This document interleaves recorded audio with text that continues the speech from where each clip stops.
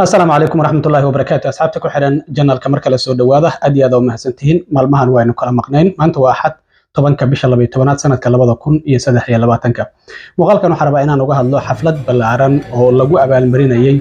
شقالها كمبنيجا رويال ترانسبورتيشن أو حفلة سنة كاستدامات كيس اللي قبته سيلو بيرجلي شقالها شقة ونكسن قبتي سنة كاستا يا حلا وحلا قبتي hotelka The Westin oo ku yaala magaalada Indianapolis ee caasimadda gobolka Indiana xafladan waxa ka soo qayb galay shaqaale kala duwan oo Soomaali iyo ajnabi isugu jiray oo u shaqeeya company-ga Royal Transportation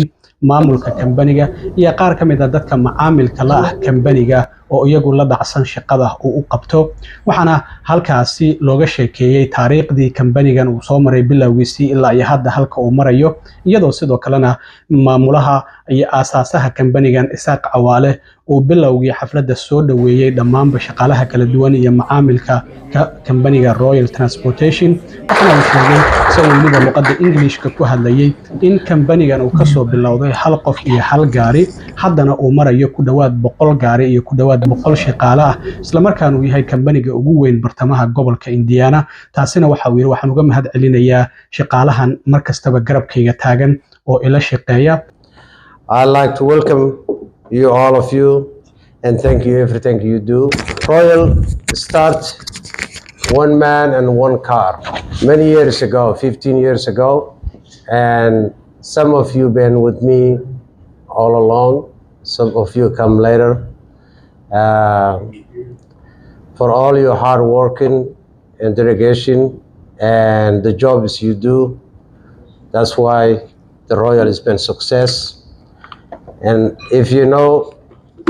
we used to have this kind of gathering in little garage. We have Central Avenue, and now we are in one of the nicest hotel in downtown Indianapolis. So we make progress. People recommend each other and like our service, and that's why we almost becoming the #1 transportation company in Central Indiana. markaas kadib waxa la bilaabay in la abaal mariyo shaqaalihii isugu jiray Soomaalida iyo ajnabiga kuwaasi oo iyagu mutaystay shaqada wanaagsan oo ay qabteen isla markaana lagu abaal mariyay waxaana la siiyay shahaadooyin iyo lacago kala duwan halkaasina abaal marintooda ay ku gudoomeen isla markaana ay ka mahad celiyeen waxaana ay sheegeen inay ku faraxsan yihiin la shaqeynta company-gan iyo waliba maamulkiisa iyagoo sidoo kalena halkaasi hadallo kooban ka jeediyay markii abaal marintaasi ay gudoomeen kadib markii xafladda ay soo ilaatay kadib ayaan waxaan wareysi kooban la yeeshay oo wax ka weydiiyay company-gan sidii uu ku soo bilowday iyo halka hadda uu marayo iyo sidoo kalena xafladan muhiimadda ay u leedahay company-ga Royal iyo waliba shaqaalaha company-gan u shaqeeya iyo waliba sida ay ku soo xushaan maamulka company-ga ama shirkaddan Royal Transportation shaqaalaha abaalmarinta la guddoonsiinayo waa kan Isaaq Cawaale oo arrimahaasi ka hadlayo. xafladan xaflad joogta waaye oo aan markasta sanadka dhamaadkiisa aan qabano oo aan shaqaalaha casho ugu sameeyno la isku arko abaalmarin lagu bixiyo shaqaalihii qofkii ugu fiicnaa iyo kii ku xigay iyo kii saddexaad oo inta shaqada fiican qabatay ay ku qaataan premium. No shaqaalaha anagu wax yar aan ku leenahay qiimeentooda siday u yimaadaan siday gaarigooda u nadiifiyaan xilliga ziyaadada ay geliyaan baabuurka ay ku qoran yihiin laakiin badanaa abaalmarintu waxay ka timaadaa customerku markii ay driver fiican ay helaan oo baabuur nadiif ay helaan oo safe ah oo ay comfortable ku yihiin waxay soo diraan email markii inta emailada ka timid driverkaas iyo sida customerku ay u codsadaan in driverkaas loo soo diro saasaan ku qiimeynaa driver. xafladahan ilaa iyo last 14 sano la soo dhaafay waa sameeynay haba kala jiraano marna wax weyn ha noqdaan marna wax yar ha noqdaan sida aad ogtahay waxay ka soo bilowdeen inaan xeradeena ku dhex qabanno inaan xafiiskeena ku dhex qabanno haddana waxaan joognaa hotelka ugu weyn Indianapolis oo 5-star hotel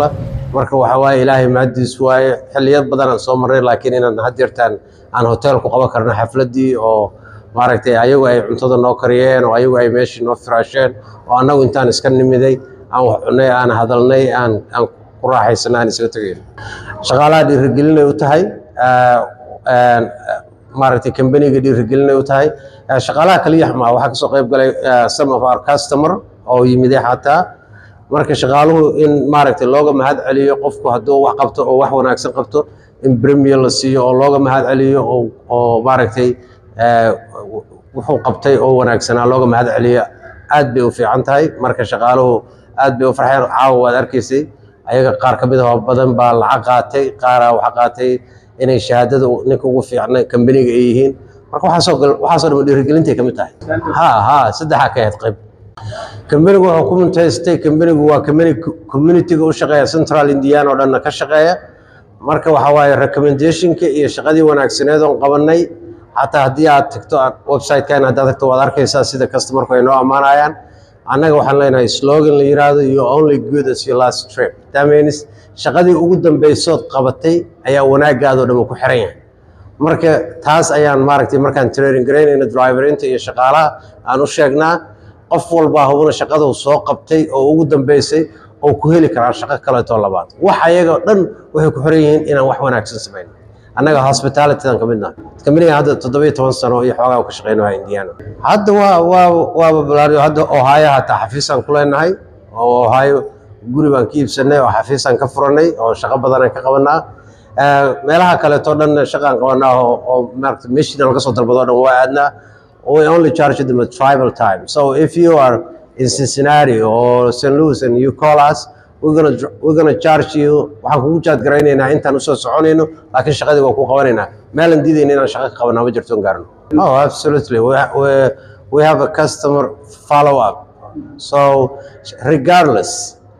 ama customerku email soo diraan ama soo diraan haddii aan shaqo u qabanno waxaan weydiinaa customerka inaan shaqadaan u qabanay say ahead iyo inay maaragtay ku faraxsanaayeen so taas waa qof kastoo shaqo u qabanno waxa ziyaadaa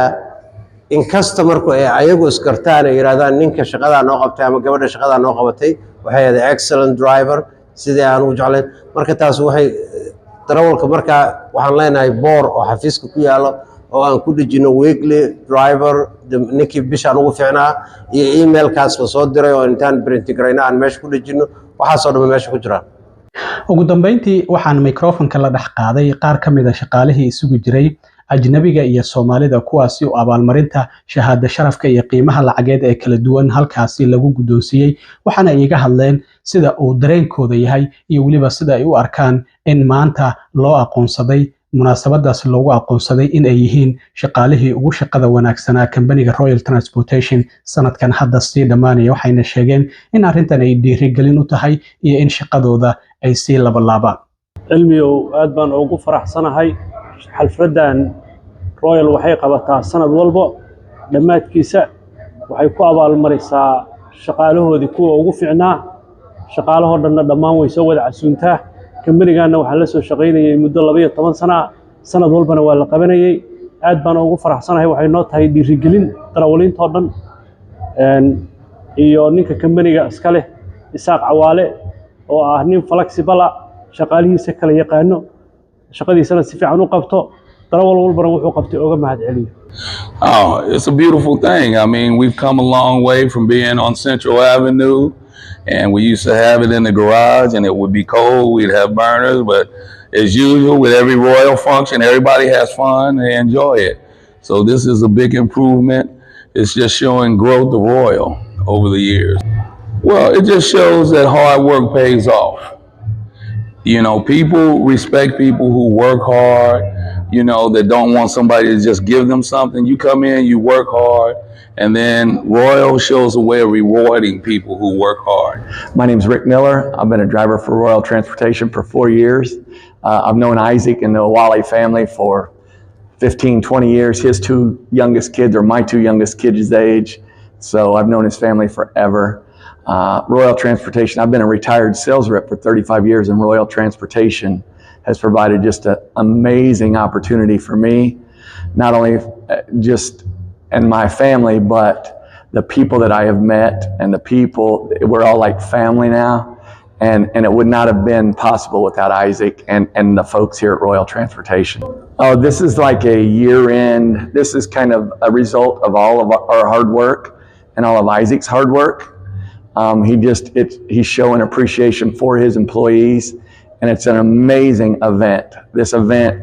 it costs thousands of dollars. The food, it's just amazing, and it's a great opportunity for everybody to get together like we are now, and speaking about how that we can all become one family. We're very happy about it. Hi, I'm Ann Burkett. I am the controller and HR manager for Royal Transportation. We do this party every year. We like to recognize the employees for their outstanding service. We all get together and have a great time as a family. It's a very family-oriented business, so we like to get together, have a great time. This is a great time to get together at the end of the year when everything's kind of slowed down. waxay ahayd habeen ka mid ah habeenadii oo u soo joogay xafladda Royal 11 sano la soo dhaafay sanad walba bisha 12aad xafladan la qabto oo ah u mahadcelinta shaqaalaha u shaqeeya Royal iyo maxaan ku yiraahdaa isaaragooda iyo maxaan ku yiraahdaa inuu boss company Royal uu ka mahadceliyo shaqadii la soo qabtay